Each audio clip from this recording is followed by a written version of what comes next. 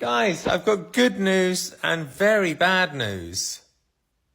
Hey, good news is I've got a ton of music that I'm so happy about that I'm about to drop. The bad news is this.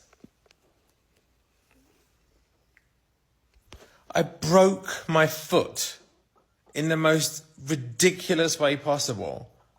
I don't even want to go into how I broke it. It's stupid.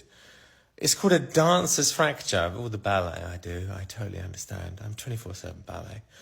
But have you ever broken your foot?